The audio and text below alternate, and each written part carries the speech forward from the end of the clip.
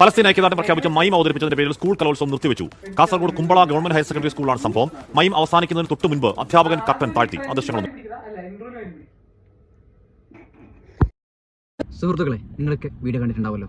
കാസർഗോഡ് കുമ്പളയിൽ വെച്ച് ഒരു മൈം ഷോ നടക്കുമ്പോൾ സ്റ്റേജ് പ്രോഗ്രാമിനിടെ കർട്ടൻ താത്തിയൊരു സംഭവം ഞങ്ങൾക്കും ഉണ്ടായിട്ടുണ്ട്, അധ്യാപകരൊക്കെ.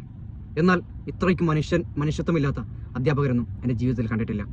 ഗാസയിലെ പിഞ്ചു കുഞ്ഞുങ്ങളെ കൊന്നൊടുക്കുന്ന ഇസ്രായേലിനെ സപ്പോർട്ട് ചെയ്യുന്ന ഇതുപോലുള്ള അധ്യാപകന്മാരെ നമ്മൾ എന്താണ് വിളിക്കേണ്ടത്? ഞാനൊന്ന് പറഞ്ഞോട്ടെ, സ്വന്തം ദേശത്തിന് വേണ്ടി പൊരുതി നിന്നവരാണ് അവർ. 2 വർഷമായിട്ട് ഒരു നേരത്തെ ഭക്ഷണം പോലും നേരെ കൊടുക്കാതെ പട്ടിണിക്കിട്ട് കൊല്ലുന്ന ഇസ്രായേലിനാണോ താങ്കൾ സപ്പോർട്ട് ചെയ്തത്? കേരളത്തിനെന്നല്ല, ലോകമെമ്പാടും മനസ്സിലായിട്ടുണ്ട് ഇസ്രായേലിൻ്റെ ഈ ഒരു വംശഹത്യയെ. എടോ സാറേ, നിങ്ങൾ ഇന്നലെ ഒരു വാർത്ത വായിച്ചിട്ടുണ്ടോ? നമ്മുടെ കേരളത്തിലെ ഒരു സഹോദരി, രേഷ്മി എന്ന സഹോദരി, പാവപ്പെട്ട പിഞ്ചു കുഞ്ഞുങ്ങൾ പട്ടിണി കിടക്കുന്നത് കണ്ടിട്ട്, വെള്ളമില്ലാതെ ദുരിതം അനുഭവിക്കുന്നത് കണ്ടിട്ട് അവിടത്തേക്ക് വെള്ളം എത്തിച്ചു കൊടുത്തതും നിങ്ങൾ കണ്ടു കാണുമല്ലോ. കരുണ എന്നുള്ള ഒരു സംഭവമുണ്ട്.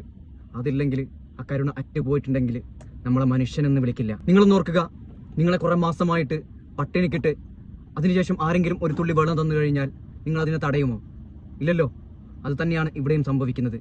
അവരുടെ ദേശത്തിന് വേണ്ടിയിട്ട് അവർ പൊരുതുന്നുണ്ടെങ്കിൽ അത് അവരുടെ ഒരു വിജയത്തിന് വേണ്ടിയിട്ടുള്ള പൊരുത്തൽ തന്നെയാണ്. എല്ലാ മലയാളികൾക്കും അറിയാം. അതിനുശേഷവും ഞാൻ നല്ലൊരു വാർത്ത വായിച്ചിരുന്നു, താങ്കൾക്കുള്ള സസ്പെൻഷനുള്ള ഓർഡർ കിട്ടിയിട്ടുണ്ടെന്ന്. അത് കാണുമ്പോൾ എനിക്ക് സന്തോഷം തോന്നി. അപ്പോൾ എല്ലാ മലയാളികൾക്കും നന്ദി. Okay, by.